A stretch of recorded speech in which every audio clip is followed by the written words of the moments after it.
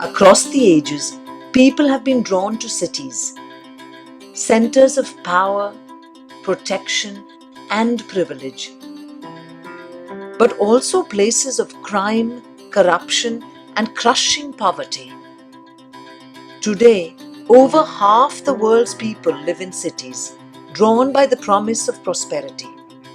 But do our swelling metropolitan regions really deliver on that promise? Do they offer opportunity to all? Or does urban development more often than not mean exclusion, where the elites control growth and opportunity, equality, and sustainability are merely slogans?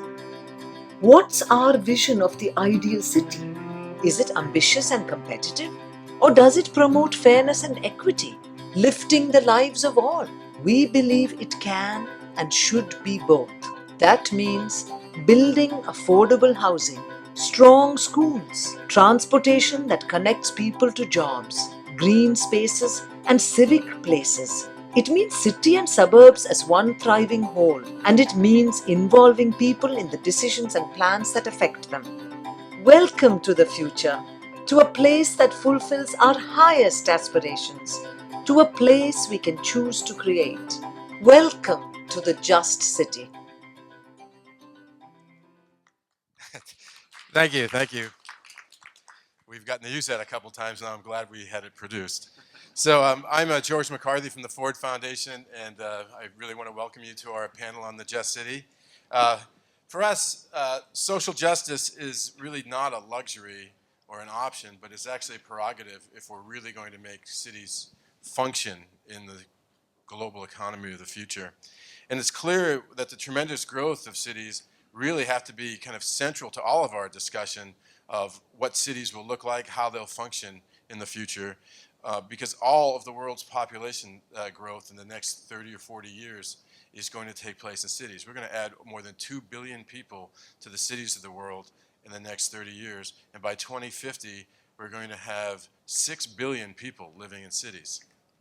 Today we have 1 billion people living in cities and informal settlements, and that number could likely grow, it could triple by 2050 if we don't do something about it now.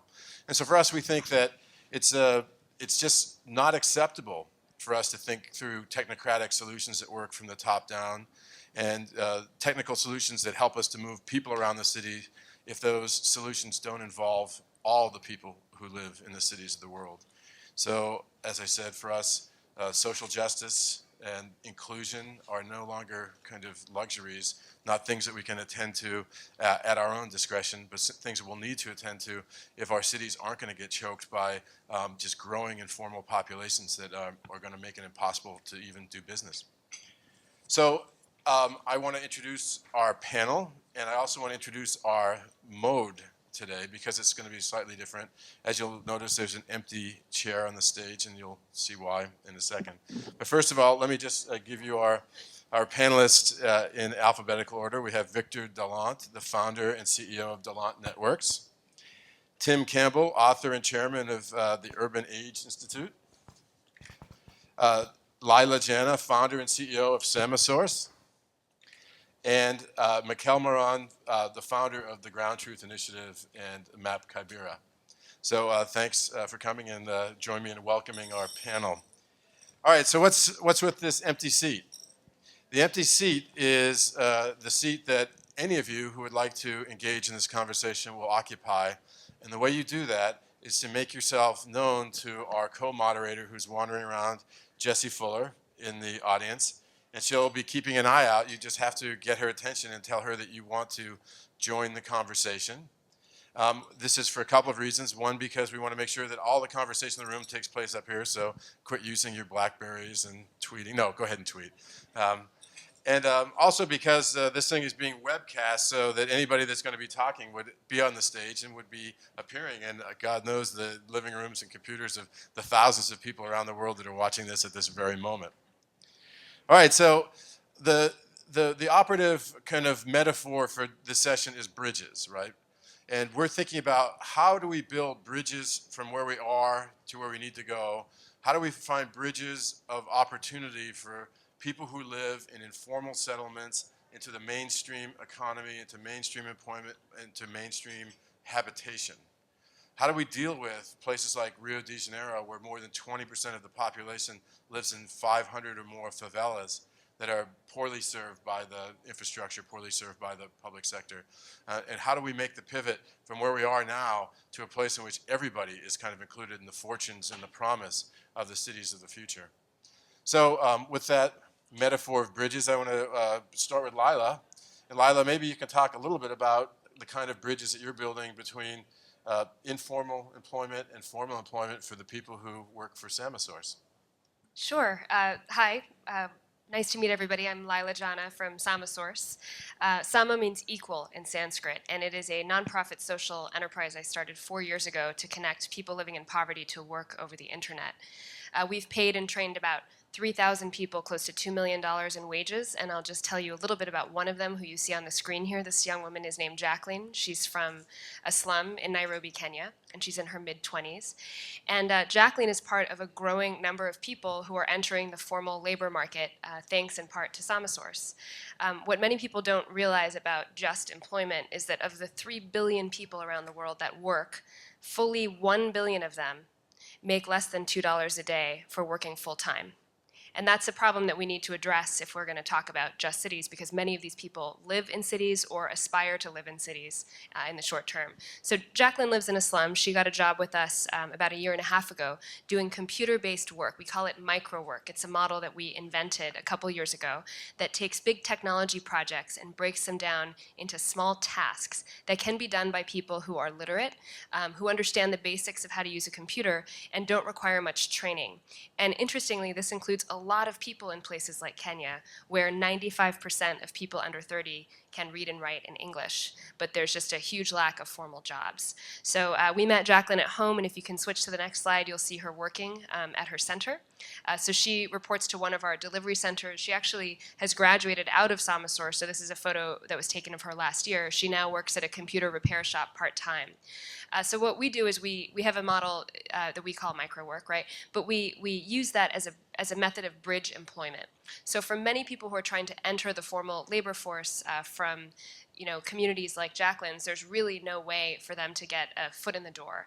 And we think that this bridge employment model, which you see often in the US with programs like City Year, programs that train young people to do internships in formal environments, there's nothing like that really that exists in the developing world for computer-based work. So that's what we do. And I'm also excited to announce today a $5.3 million partnership with the MasterCard Foundation, which will extend the benefits of our work to 4,000 more people who will be employed in the next 5 years in East Africa through microwork, and to 10,000 people who will receive online work training.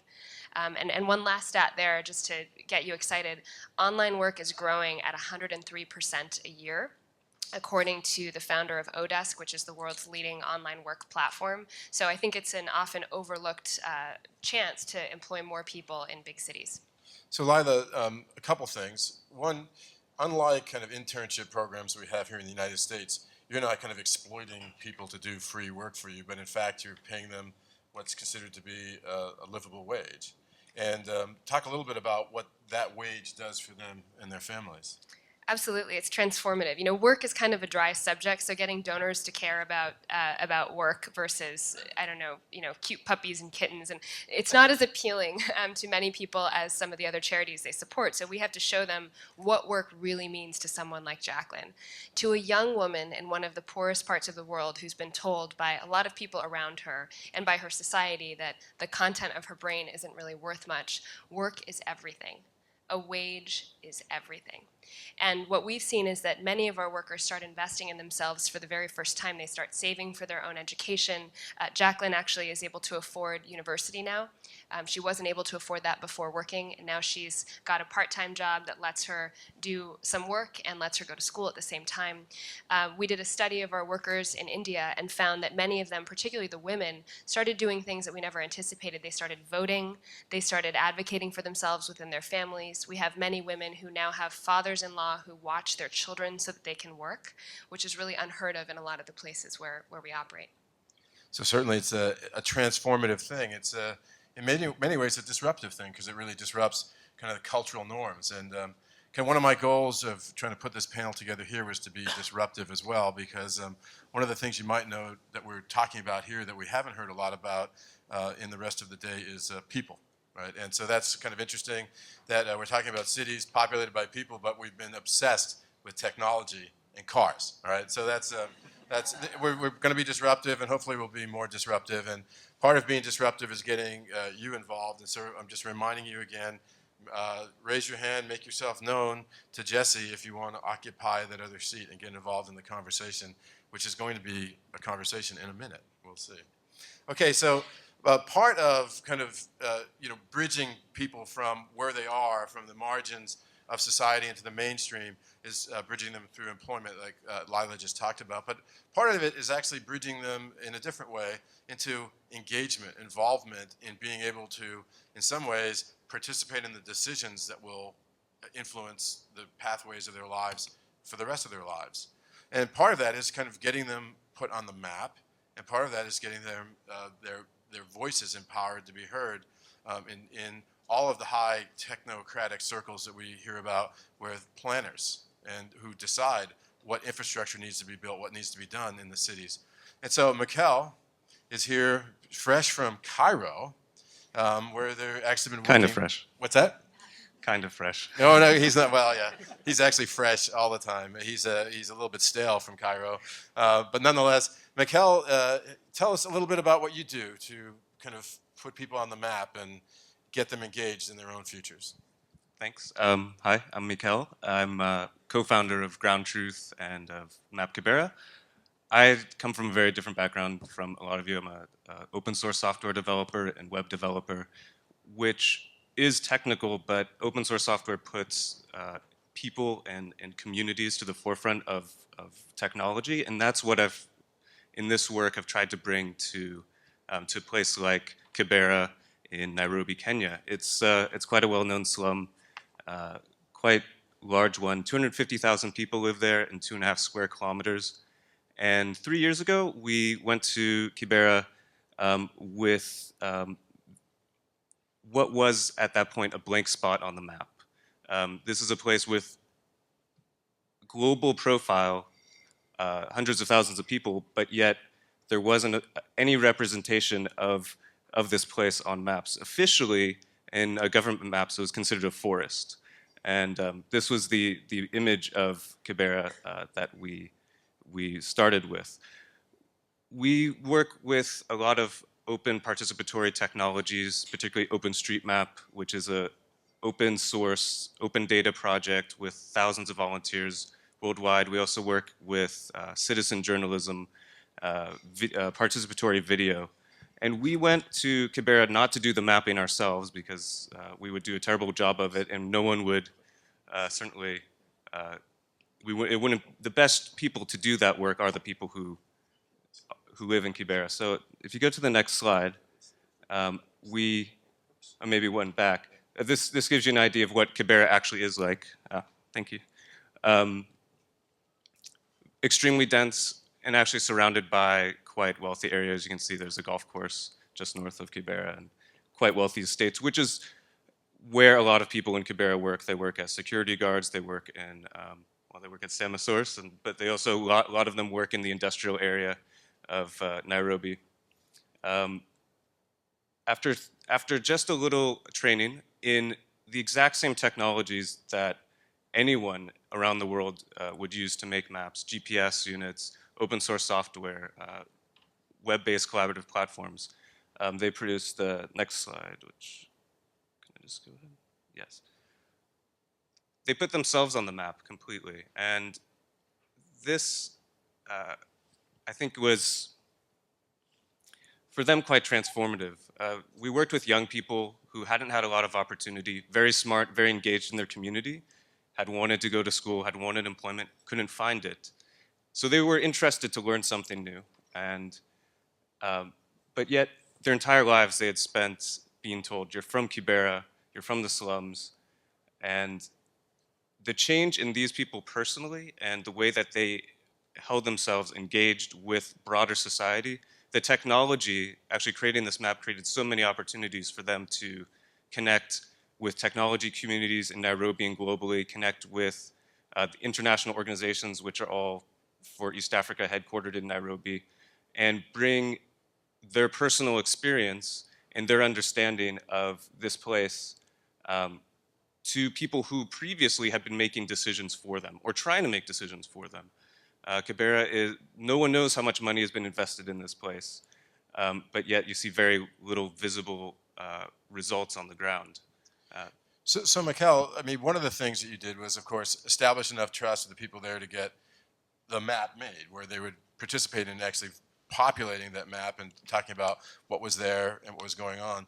But you also did something else, because you were trying to elevate their voices and to make them make their existence more apparent to others. So tell us a little bit about citizen journalism and how that connected to the map. Sure. I mean, the first question anyone asks is, what is this map good for? And one of the first things we came up with was as a platform for citizen journalism. If you can locate very specifically the context of what things, where things were happening in Kibera, it has the potential for transforming the view of that place. In the media, Kibera was known as a place of violence, especially after the post-election violence in Kenya, 2007, 2008. And if you go to the next slide, you'll see the Kibera NewsNet. One more. That's OpenStreetMap on a cake. Those are that's Kibera News Network. They're creating, with flip cameras and YouTube, a citizen journalism video team, which is, they're making reports all over Kibera, and those are actually located on the map using another piece of open source software, Ushahidi. And so who is looking at those? It doesn't happen overnight, building an audience. So say 10% of Kibera is online, and mostly they're online for Facebook. So you have to be creative, which is a good driver. But you have to be creative with how you connect maps and media to people in a place like Kibera. So KNN have done things like community screenings. There are lots of small video halls in Kibera where people watch videos or they watch sports, and they do sort of like they'll present they'll get a DVD together and go and they'll do a warm up before showing, or they're talking to clinics in Kibera, and while people are waiting, sometimes for a very long time, they'll be able to see the stories that they've produced about Kibera itself.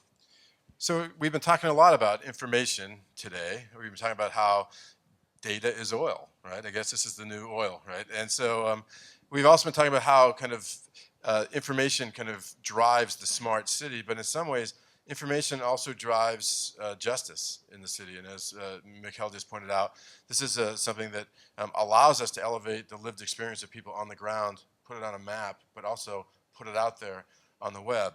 And for our purposes at the Ford Foundation and other places, we really care about this not because we care about Kibera, but we actually care more about kind of structural issues that lead to exclusion and poverty of large numbers of people in all the cities of the world, including cities in the United States. And so part of what we need to be able to do is build a different kind of bridge, a technological bridge that brings us from what we learn on the ground through places like Samasource and Map Kibera to the rest of us in the world, so that we can actually participate in changing the trajectory of cities. So Victor, can you tell us a little bit about what you're trying to do in Urb.im?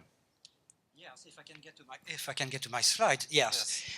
First, I would like to show you my socks. They are my urban socks, because you can see they're actually small buildings and windows. And I thought that for this conference, they were very, very appropriate. Second, let me tell you about Latin. I went to the French lycée when I was young, and I learned Latin, and I learned that URBAIM stands for city. What I discovered recently is that URBAIM, or Urb.im, stands also for urban impact, urban impulse, or maybe urban implosion. So let's meet Irene. Irene Karanja, she's based in Nairobi in Kenya. Mikkel, you know her. She works with SDI, Slum Dwellers International, and she told me this wonderful story about the fact that she had to travel to Mumbai several times to find a solution to a problem that she was facing in Nairobi. And it made us think that there was a need to build bridges. That's what Max said at the beginning of this presentation. We need to build bridges because we need to switch from the globalization of competition to the globalization of solidarity. As you can tell from the pictures I'm showing here, I love to meet people in cafes because that's what we do. We have a wonderful job. But let's think about this. How can we connect people, practitioners, urban planners, policymakers who work in urban poverty alleviation in one city, let's say Nairobi, with their counterparts in Mumbai or Jakarta or Lagos or Rio de Janeiro? The problem is that most of those practitioners are not so good at sharing. They are very good at implementing, but they don't necessarily know how to share the information. And I have this wonderful quote from Jack Macao, who is also based in Nairobi.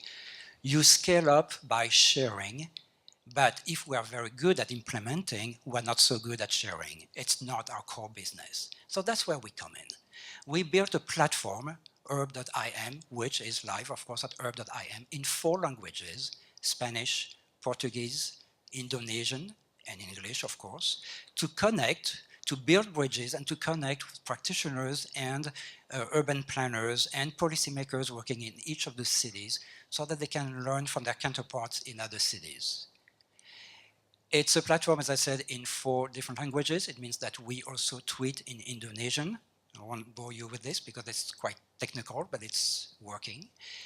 And it also shows that we can build the editorial bridges between those cities. So every week we choose one particular topic and a local team will actually bring content, information, networks related to each of these topics. So this is one example here. This is about community mapping, something that of course Michael already described.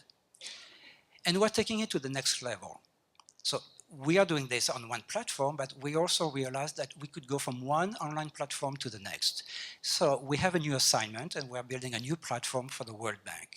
This is called Tracking Poverty. You don't know about it, it's going to go live in the next 48 hours. So now you do know about it. But you will realize that among the guests, featured innovators, we have Erika Hagen, Map Kibera project, who the project being also highlighted on Herb.im.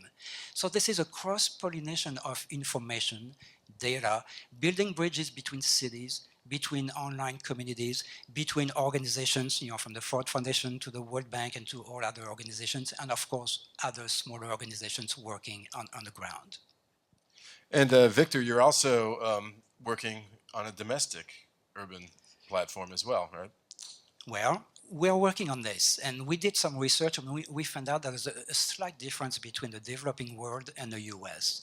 In the developing world, well, but not that as much as we think. In the developing world, there is not enough information. We need to give them access as much as we can to the right information at the right place and at the right time. In the US, it's the opposite. As my teenage son would say, TMI, too much information. Well, so this is where we come in, with possibly down the road, a US platform talking about Atlanta, Detroit, Cleveland, Chicago, Pittsburgh, all the cities that we don't necessarily think about because here we have talked mostly about San Francisco, Los Angeles, and New York. And there's a need for the right information because there's already too much information and we need to bridge those cities as well. So what we have discovered doing the field research in the US is that there is a lack of access to technology, which was very striking. Michael just mentioned the fact that maybe 10% of Kibera is connected to the internet. I'm not quite sure that the number is significantly higher in some neighborhoods in Detroit. So in a way, we're facing 2 opposite challenges, too much information, not enough information, but very low access to technology in some of these communities. Thanks, Victor. And so, as you recall at the beginning, I explained to you we have an empty seat up here. If you have questions that are burning, don't think you're going to raise your hand and have me call on you and you're going to ask your question from the floor. Make yourself known to Aaron. I mean, oh, not Aaron, sorry, Aaron. To Jesse, okay. And come up and join the conversation. And if we end up with a shy audience, I'm going to start calling on people like Aaron to come up here. So Aaron, be prepared. All right. So, we've talked a lot today at this meeting, the Meeting of the Minds, about smart cities. And presumably, if a city is smart, it knows how to learn something, right? And partly what it can learn is some of the content that guys like Victor make available on herb.im, and connecting people who are actually doing some work on the ground. But it's not clear to me that a city is an organism that is intelligent enough to learn. And so, Tim, I'm wondering if you could tell me a little bit about how the heck does a city learn anything? And then how is the learning of cities going to help us to really take all the different kinds of things that are going on the ground that we've talked about here to a different level? Well, thanks. Thanks for the opportunity. Maybe some of you know I've written this book called Beyond Smart Cities, about how cities network, learn, and innovate. It was a question that came to my mind years ago working in the World Bank Institute when thinking about how people who were working on slum problems, for instance, in Nairobi, who had to go to Mumbai to get answers. Okay, so, and I began to scratch around and discovered that there were literally hundreds and hundreds of cities visiting each other to get ideas in policies and in practice, in techniques, in particular technologies. And so part of the book I did produced this kind of slide here, which represents for 1 year a number of cities on the planet that went to visit other cities. The red dots are the cities that answered a survey that I put out, 53 cities around the world. And the blue dots are the cities where they said they went to visit. If these cities are at all representative of all the cities on the planet, their size, and the city size, by the way, is a perfect bell-shaped curve in terms of population size, then there are somewhere between 1,000 and 10,000 city-to-city visits every year. So cities in groups of people who could be from the Chamber of Commerce or community organization groups or green groups or sustainability groups or finance people are going around trading ideas with each other about how to make their city better, how to achieve that justness.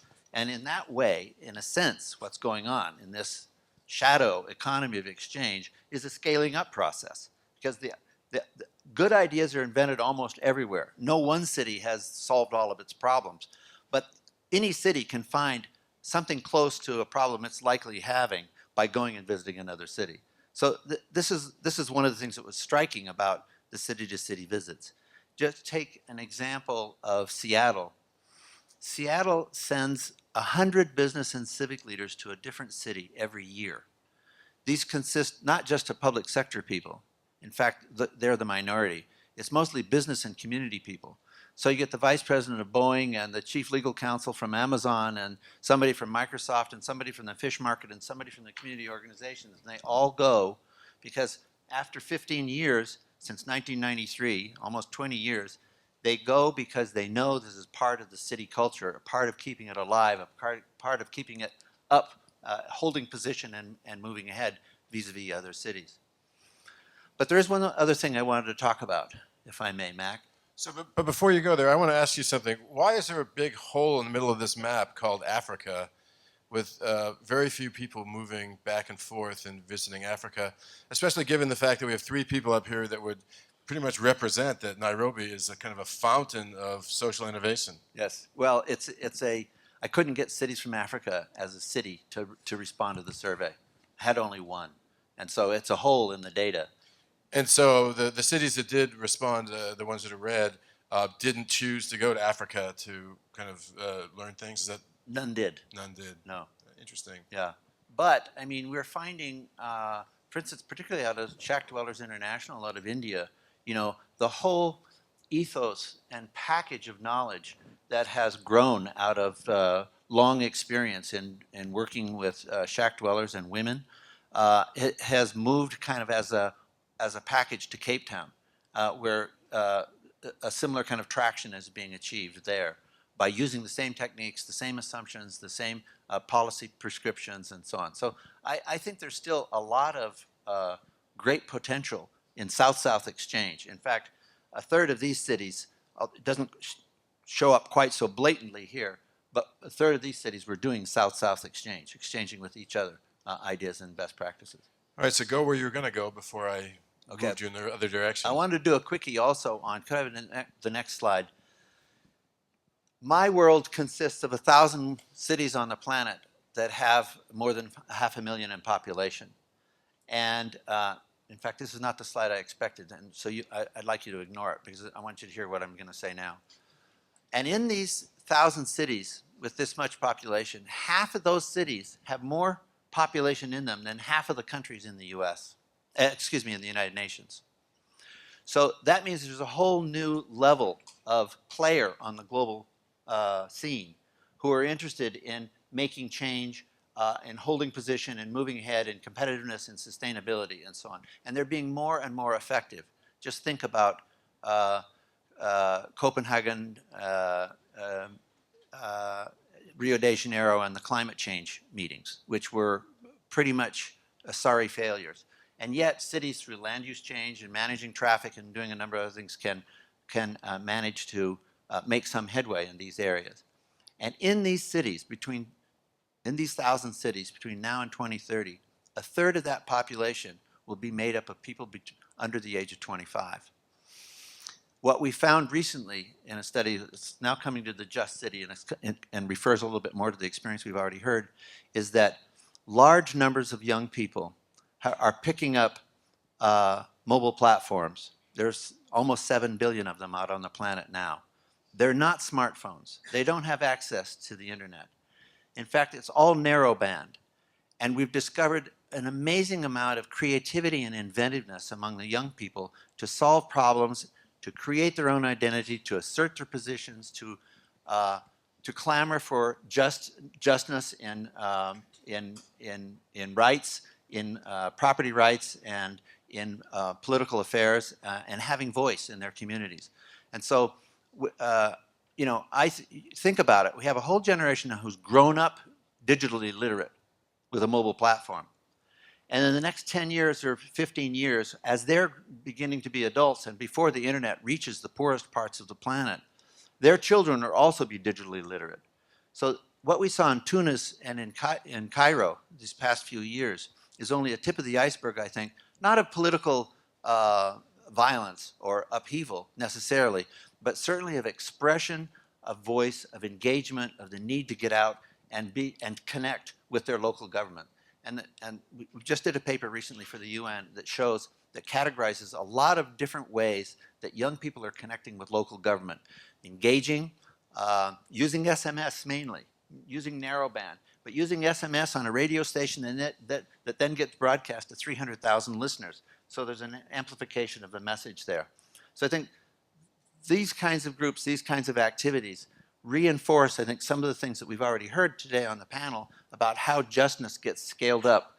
And there are all kinds of new opportunities that haven't been explored enough, I think, all around the world. So I'll end there, Mac. Thanks, Tim. And of course, you guys don't be shy either. If you have something to add to the discussion, jump right in. But before you do, Mikhail, let's reward the bravery of this person at the end of our row. Could you introduce yourself and what do you have to add to the conversation? Thank you. My name is Jill Finlayson. I'm actually with the Delant Networks. And when you asked the question about US and poverty and the Just City, that was the area that I worked on. So I thought I would jump up and share a little more information on that. And it actually ties in with what you said at the beginning, which is the popular tweet that was retweeted a couple of times today, data being the oil of the 21st century. The reply I got when I retweeted that was, if data is the oil, who will do the refining? And so this is like a really important question. We will, Jill. And so when we were doing research across the US and we were talking to practitioners about this, we were hearing things like, unless you pass the data baton, it doesn't matter how fast you run. And we need a thermostat, not a temperature. We don't want to know where poverty is. We want to be able to actually monitor and influence the temperature of the community. So that question really ties back to the whole issue of inclusion and how do you get people included in this.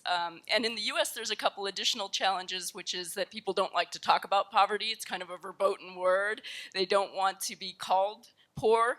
And so how do you talk about a subject that nobody wants to talk about, and how do you include them in those conversations and in the dissemination of data? Okay, all right, thanks. Jill, you can jump off, and then and you can bring up a new person. And so, Lila, jump in. Sure. Just a quick note there. I love the phrase data is the new oil. We often say the laptop is the new sewing machine.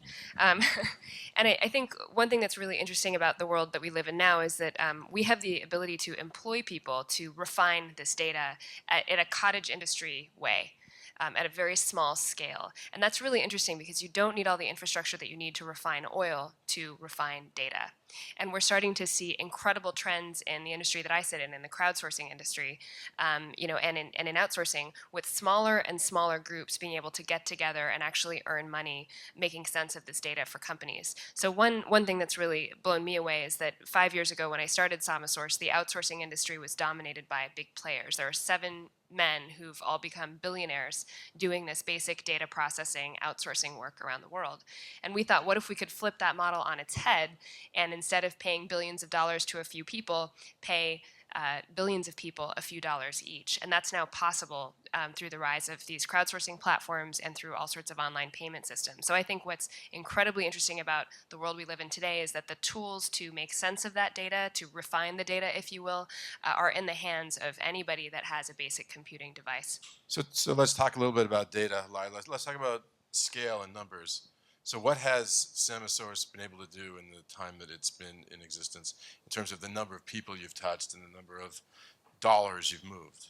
Sure. So we're in the infancy of our model. I liken what we do to microfinance sometimes, and we're where Muhammad Yunus was, 4 years into building microfinance. So it's still happening for us at a very small scale. We've been able to figure out that there's a model called MicroWork that actually works. You can break down big data projects into these small tasks. Can you give an example of one of those data projects, small tasks that people are doing? Sure. A great example is tagging images. So a lot of the companies in the Bay Area, the computer scientists among us will understand this, are doing machine learning. So they are training their computers to understand the data that people are sending their websites. So they might have us tag images with what's happening inside the image. One great example is a company that has us actually tag parking spots with whether or not there's a car in the parking spot so that they can train a computer algorithm to be able to determine that in the future. There are now companies that are trying to make our phones smarter, trying to make the cameras in our phones smarter, that want to be able to have you, spin your camera around the room and buy stuff that you see in the room from your phone. And the way that they do that is they amass large amounts of data and have humans process that data, make sense of it so that machines can learn. So that's just one example. So we've, in terms of numbers, we've been able to directly pay and train 3,000 people in some of the poorest parts of the world, in places like Kibera and Mathare slums in East Africa, in India and Pakistan, in South Asia, and we even have a center in Haiti. And this year we're expanding into the US as a pilot. So it's a small scale now, but what we think we could do is license this model, give other people our technology, spread this model of MicroWork around the world, and we're starting to see it happen already with other companies being formed around this idea. Thanks. Mikkel, I saw you ready to go. Yeah, I just wanted to respond to the notion that data is somehow like oil. I think it can be treated that way, but if I put data into my computer, it doesn't mean that you can't also put it into your computer. It's not an exhaustible resource, and it can be treated both as a economic asset, but also as a public good. And that's the way I think there's room for both. But what we try to do with MapKibera is create something which can be available to everyone, no matter where they're coming from. So we have another brave soul. Oh, hang on. Victor, jump in. If I may, we were talking about building bridges, south to south, and I will give a very short example of a south to north story. Somebody in Detroit talking about urban farming and trying to find out what the best model would be for that, actually to build a model that would work, looking at our platform, urb.im/Nairobi, and discovering actually a model that works. So let's think about that for a minute. This is a practitioner in Nairobi who has discovered a business model that works in urban farming, pushing the data, talking about data, from one computer to the next, so that another practitioner in Detroit can learn from this Nairobi experience, south to north. So looking your team at your map, hopefully one day there will be more connections between Dakar and Nairobi and Lagos and all of Africa. north and west. And one of the questions is going to be, do people learn just by getting information transferred on the web? Because as Tim pointed out in his presentation before, most of the cities are learning by actually sending people into face-to-face meetings. And incidentally, so Victor, that was people increasing the intensity of urban agriculture by going vertical with those sack farms, right? So they're building burlap sacks full of dirt that can then grow vertically and grow much more intensively on one urban plot, right? Yes. Yeah, very interesting. All right, so we have another expeditious person from your ranks. This is yet another, an example for you all, right? And so, oh, good. Okay, so introduce yourself and tell us what you want to talk about. I'm Mark Durham. I also work with Victor, and in fact, I lead the Urbim project. I don't know how much bravery I can claim to bring up here, but I have a couple of things to mention. And the main one is something that I'm hearing out of everyone who's presented here. Basically, justice has a last mile problem. We have a massively and increasingly massively networked planet. We're exchanging information at a fantastic rate. The question is, how do we bring this to the point where it can be applied? And we see that gap that we need to close at all levels. We see it in terms of democracy. When you walk up to the voting booth and, hey, you can't vote because you don't have the card we want you to have. And we also see it in terms of in situations where whole communities are invisible. And the Map Kibera project is an extraordinary, it brings an extraordinary vision of visibility, if you will, that there is a life, there's a community, there are networks, a world in which people live, are born, fall in love, raise families, live out their lives, and they're completely unofficial. They're completely informal. They're invisible to the world. And what projects like Map Kibera are doing is bringing visibility to close one aspect of that last mile gap, to have justice, and to solve also the problems of cities where, as Mac was saying, we have massive numbers of people. All population growth on the planet essentially is happening in cities. For those cities to work, we need to close that gap. Now, with Urbim, what we are trying to do is to do that, first of all, by creating a trusted network in a certain sense, by bringing into visibility the work that's being done in 6 cities around the planet, and a network that presumably will grow to include more and more cities, perhaps looking more like the map we saw a minute ago, eventually. And at that point, people will start to see, exactly, precisely to see without having to jump on a plane from Mumbai or to Jakarta, that their problems resemble, mutatis mutandis, the problems that other people have and have found ways to solve. That their tactics, the tactics that they're looking for exist somewhere else or being invented somewhere else, and actually find the opportunity to collaborate in that way.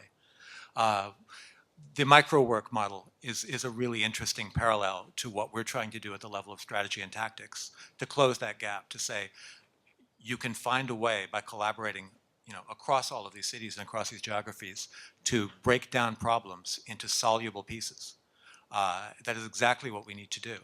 And that's what Urbim is trying to do as we move forward into a more collaborative environment, and one where trust and visibility pass into exchange and collaboration. Our hope is to accelerate that process of change and transformation, and to put it to work in the most rapid and scalable way that we can. So here today we've been talking about kind of a technical vision of the future city, a city that's kind of that's runs seamlessly and kind of people move around with great intelligence. Big data kind of feeds us all the information we need to know about what's going to happen in the future, so we don't even have to worry about that. But in some ways, we're a long way from that lived reality. And in fact, in most of the cities of the world, we probably have 2 cities that exist side by side on top of each other. And one of the things about not including these informal populations that are growing and growing and growing is an efficiency argument as well, because commerce isn't possible if you can't move goods. you can't move goods if your streets are choked with people and things that make it impossible to move things around. Declining infrastructure is something that's going to, everybody pays the price for. But more than that, there's also the added dimension of, and if you read Jeb Brugman and others, of the social unrest and the political turmoil that's associated with locking out large numbers of people from participating in their future. And I wonder, Mikhail, if you could talk just briefly about Cairo, what's going on, because you're in Cairo. We're coming into Cairo after the Arab Spring. It's still, things aren't settled down, but they're trying to put together a new master plan for the city, and there's still big empty spots in the map which just happen to be the homes of maybe 1 million people or more. Some Switcheroo, okay. some estimates are 60%. And no more URB-IM people, okay? You can see that's a network of introverts. Right? I am not urban. Over half the population of Cairo lives in informal settlements. The planning of Cairo has traditionally just not kept pace with the population, and that's the case with a lot of cities in Africa and around the world. And what you see on television, we were just in Cairo during the embassy riots. We were working 3 blocks away, and you would have no idea that was going on. That is a complete media distortion of what's going on the ground. It's not what's actually happening all across Cairo is still not visible. There's lots of grassroots initiatives, and we worked in an area called Arlelewa with urbanists, kind of architects, activist architects. This area was completely inspiring. They're extremely organized. No one knows what they're doing. They're not connected. They're starting to connect to the city. But right after the revolution, they're very disengaged from the transport network of the city. They're on one side of a railway network of the railway, and then on the other side the ring road. They had no exit to the ring road. After the revolution, they built their own on and off ramps. They hired contractors, did it to spec, but didn't ask anyone for permission. And later they were later, after that initiative, able to go to the city government and say, can you just put a seal of approval on that? And then the few months after the revolution, they said, yes, that's, it was a rosy moment.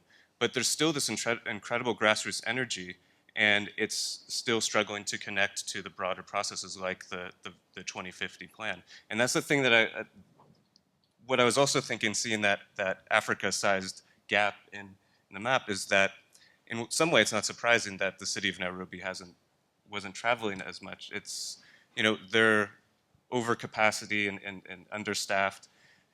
Yet Nairobi is a place which is the hub of so much exchange. And so I'm just wonder, are we seeing new forms of organization emerge where, technologies and ways of communicating can actually, is there a new kind of city that can respond to these problems better? Because in some ways, the official government structures there aren't able to respond fast enough. That's a good open question for the whole panel. Are we seeing the creation of new forms of cities that might be able to learn and work better? And Lila, I saw you reaching for the mic. I just wanted to address the question about youth unemployment and political instability, because we deal with it all the time. And Nairobi is a really interesting place to work right now. It's leading up to its next presidential election. In the last elections, there were outbreaks of violence across the city, and many people didn't realize that the protesters in several of the slums were actually paid young men who didn't have jobs, who were paid $1 a day to riot.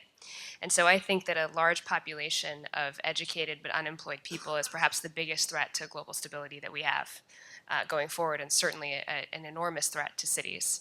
And I'll just give you one anecdote. On the biggest highway project in Africa that I know of going on right now, which is a 15-lane highway going from Nairobi to Thika. Maybe like 10 lane, but yeah. 10, I was told 15 by the highway worker, by the mason who was working on it, but that seemed a little extreme. But 10 to 15 lane highway, the biggest highway that East Africa has ever seen. And I met a young man who was working on it who makes under $2 a day and sees, really fancy cars drive by him every day and retreats to his slum at the end of each day, which he walks to from the work site. It takes about an hour each way. And I think with that kind of inequality, you're bound to have problems when people feel like they're excluded from not only the political process, but the economic systems that drive their city. So in this case, data could be the new gasoline, not just oil, right? Okay, so expeditious person number 3. Tell us who you are. Okay, thanks. Great. Thanks, Jesse. Aaron Deacon with KC Digital Drive, and this is a brand new initiative. And actually, it's interesting, to your question about new kinds of city government.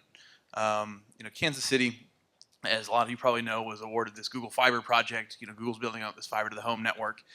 It was won through a joint application between Kansas City, Kansas, and Kansas City, Missouri, which means that you're operating across state lines and you have to operate regionally in a way that is pretty difficult for our region, but it's starting to get a lot better. And so there's a playbook initiative that has come out of this, and so that's what KC Digital Drive is designed to sort of execute on, and it spans healthcare and education. But one of the and a lot of other things, but digital divide and digital inclusion issues were predominant among them. And so this was an interesting process. One of the advantages we've had sort of developing this playbook, in some ways apart from Google, who's providing the technology, but we're really coming at it from a sociological perspective. And so it's very people-driven, which has been very fun to hear this conversation, which has that same bent. And as we have developed this and begun executing over the past 6 weeks, we've seen a really interesting opportunity with this sort of digital divide issue, which 6 months ago, 8 months ago, no one talked about at all, was not really sort of on the social justice radar of the city. And even when Google announced this project, everyone's talking about gigabit speeds and smart cities and all this sort of next generation network stuff. And then they announced this offering that is basically $300 for 7 years of internet. And so all of a sudden there's this sort of digital inclusion play. It's a demand-driven rollout model, if you're not familiar with how they did it, but it was there was a 6-week period through which Google said, okay, neighborhoods who are interested in this, whether it be the gigabit or whether it be just regular speed internet for basically free, can express demand and sign up. And this story really sort of exploded about, this is just going to make the digital divide worse. Everyone's going to be left behind. Poor neighborhoods aren't going to sign up. And it was really fascinating to see this generate all sorts of anger about a problem that has existed for as long as the internet's existed.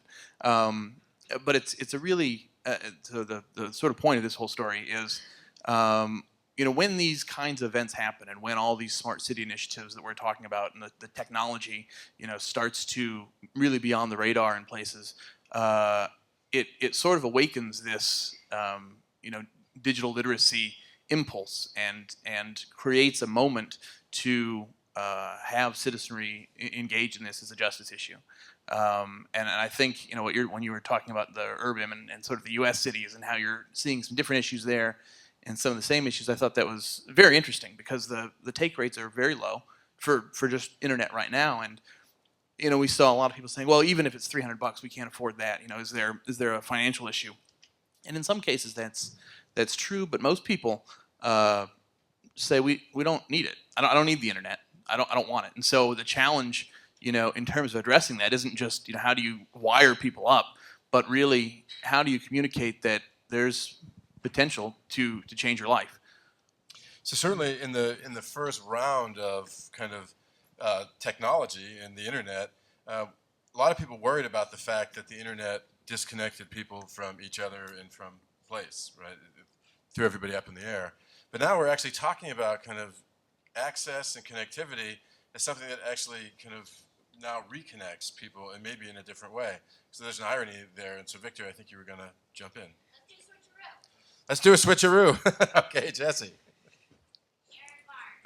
Okay, so before Erin sits down here, or while she's sitting down here, a quick anecdote about the digital divide and the way we look at the internet. For us here in this room, the internet is coming to us in our pocket, on our laptops, on our iPads. What we have heard in several cities in the US, including Detroit, we go to the internet. It means we go to the library, we go to a cyber cafe, we go to where the internet is, because the internet is not where we are. So that's a very different way to look at being connected, even in the way it is expressed. That's the way that we say it. I go to the internet from 4 to 6. Mikkel? Oh, thought you were going to say something. I could. All right, jump in. It's interesting in the motivations of people to get online in Kenya. And in 2009, in Mombasa, huge pipe showed up, 2 huge pipes showed up, which enabled things like Samasource to happen and Map Kibera to happen, because suddenly Kenya and a lot of Africa now is connected to the global network. And Kenya has incredible mobile phone penetration, usually, mostly basic phones, but most of them can get basic internet, not smartphones.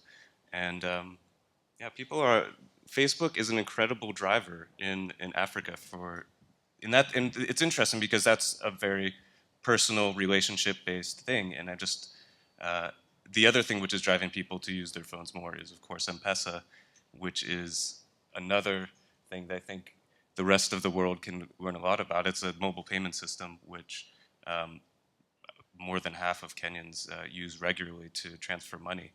People who never had banking before, people who are making money through Samasource can now, I suppose, get paid through M-Pesa. Well, just one other thing. I mean, because the internet penetration is still only 10%, there's still another generation or maybe more that are going to be excluded from even going to the internet. And I think that the thing that I would want to emphasize is the study we did 50 cases, looking at 50 cases. They were all narrowband 2G phones, for which there have been quite a lot of adaptations of software. For instance, Facebook Zero. How many people have heard of Facebook Zero? You don't need, it's not internet based, but it travels through SMS. The same with Opera Mini, RenRen in China, Gmail SMS. These all facilitate the exchange of people's ideas anyway, which I think allows them voice and engagement. I think that's the key thing. And all kinds of interesting applications that are generated basically by young people to get engaged with their government and get engaged with public affairs. Okay, Lila. So just one note on connectivity. One thing that we've seen that's fascinating to me is that many Samasource workers, when they finish their 6-month or a year-long stint with us, go on to earn a full-time income doing online work. So they are earning an income doing content writing for a Korean company, for example. That's actually 2 workers are now doing that at Samasource that I know of. It's just unbelievable. And I actually think that maybe particularly so in communities that are disconnected, like very poor rural communities, connectivity is an essential human need. I actually think Maslow's hierarchy of needs is off now, and we need to rewrite it to include the internet. To include the internet. I mean, I'm not joking. We work in a refugee camp. We worked in a refugee camp called Dadaab, which is right on the Kenyan border with Somalia and is the largest refugee camp in the world, 800,000 people. And I met a young man there who told me that he would trade his food rations for internet, for cell phone credit. That's how important it was. And their food rations there consisted of oil and rice and water and just the very basics. So for somebody to trade what limited food they had to get connectivity on their cell phone illustrates what a basic human need it is. So in this idea of this metaphor of bridges we're talking about, part of what we're talking about now is kind of bridging to multiple people to kind of crowdsource solutions to problems and to be able to share and learn together, which is an important component of really, I think, moving us from the cities of the past to the cities of the future, where people are actually kind of engaged in changing their cities. And I think that Aaron, who has just joined us, another expeditious person, and I think we have 2 other people kind of waiting in the bullpen. Okay, keep that in mind. We're gonna have to move it along. Aaron, tell us a little bit about your crowdsourcing that you're doing. So hi, thanks for having me up here. IOB is a crowd resourcing platform for citizen-led, neighbor-funded projects in urban centers. We only work domestically. And so the challenge that I think that we're facing at IOB right now is I feel like a lot of digital platforms are either reflections of offline action or they can power offline action. But the ways that those 2 things work is a little different based on who the user is. And so I'm curious if you think that there might be a reason that we should try to bridge those 2 types of uses, or if maybe globally, maybe that's not actually an issue at all. If you're saying that like Facebook is a big driver for action, maybe it's a perception that just I have. Or driver for what kind of action is also the question, right? Because Yeah. you're talking about things that start off in an ethereal other space and somehow take real form on the ground somewhere, right? So what kind of action are we talking about getting driven from this virtual space? It's interesting. I think of SDI's work because they're, a lot of the way they start off working is by starting savings groups, women, often with women collecting their money together so that they can take collective action or support each other in some way. And that's completely offline. And so I'm just very curious to think about, what happens when that can get also, that kind of empowerment in offline where it can be connected. So Aaron, but IOB is something that actually stands for in our backyards, where people actually will contribute money to a project that they can see. And it starts out as an idea, but it ends up being something physically going on the ground. They can walk by from day to day, right? Yeah, so the idea of IOB is people want to say, yes, I want to do something in my backyard. I want to do something for my own community. And they ask neighbors to chip in. The average donation is like $35. People fund the project. The project happens in the neighborhood. And then, essentially then the results of it are shared back. But to the larger community, but for then what purpose? And then how does that actually then inspire new action? Those are sort of the challenges that we're going through. Okay, we'll do a quick switcheroo, and Lila, you had something to say? Just a quick note on that point. I think a lot of it's dependent on the price that people have to pay for internet. So when we started Samasource, on average, people in Africa paid 400 times what people in America pay as a percentage of their per capita income to get online. I'm sure that's changed since the fiber landed in East Africa, but it's an astounding number when you think about the barriers to entry. So I think that affects, whether people spend time just browsing around the internet or whether they view it as kind of a tool that should only be used for absolute necessities. Well, that's going to be important if connectivity becomes a precursor for citizenship, right? Because as we've seen, if there's a new contract between people in their cities and it involves their connectivity, then we better worry about that quite a bit. So last expeditious person, as we're running out of time, tell us what you're here for and who you are. Right? My name is Daniela, and I'm actually taking off my company hat with this question, and it kind of goes back to that idea of mobile telephony and how that's a game changer. One of the things that was really notable to me is this idea of real-time data, and I think during the Arab Spring, one of the projects that popped up was when people were injured, they could ping their location and they could have mobile hospitals.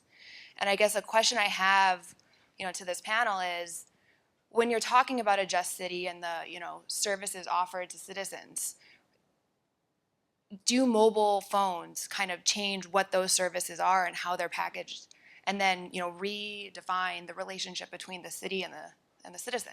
Yeah. Anybody? Yes, the answer is yes. Talking to the mic. Well, just one quick example. In many cities in India, when there are blackouts or water outages, the companies are now getting to the point where they automatically send SMSs down the line to let people know that it's going to be out during these numbers of hours. Get ready, fill your buckets now, so that you're prepared. You have water at least to get you through the night or whatever it may be. So it's a tiny example, I think, of how it changes the dynamic in the relationship. There's a whole another category of political change that goes on because of this ability to express opinion, voice, preference, and so on. Yeah. Okay, 30-second switcheroo. But I think this is really something that we need to take seriously, this idea that if citizenship is kind of conveyed with connectivity, if we expect everybody to be able to contribute to the world through the internet, then we better really, really worry about this digital divide. So my name is Jonathan Hart from that biggest company nobody's ever heard of, Schneider Electric. One thing that's really important for us here, we're talking connectivity. But all of that requires electricity. There's still 1.3 billion people with zero access to safe, reliable electricity. And one of the things that we've found is that first step on the ladder to get towards being able to do jobs, being able to do work, being able to be educated, is providing that access to energy. So one of the best joint ventures that probably no one's ever heard of either is called Grameen Schneider Electric. It's a new joint venture we've established in Bangladesh, which is about bringing off-grid lighting to homes. So it's a battery unit that the local person in the village can charge the battery units using solar. Then, almost like the milkman goes out, distributes the batteries around the village, and then people rent for a couple of cents a day that battery, used it, get it filled back up. But when we were designing this, we had a big feedback. What was the additional thing they wanted to be able to do? Well, we've now integrated the cell phone charging socket onto the battery. So yes, they want light, but number two, as you already said, is communication. Because I don't want to go to the town and have to pay extortionate amounts to the guy who's got the one generator, who's now deciding who gets power and who doesn't, and how much I charge them for it. So all of that has brought a whole different dynamic, because it now means that people aren't going out to find kerosene, aren't spending their time to pay huge amounts of money. If you think with kerosene and oil for lighting, that's equivalent of around about $8 per kilowatt hour.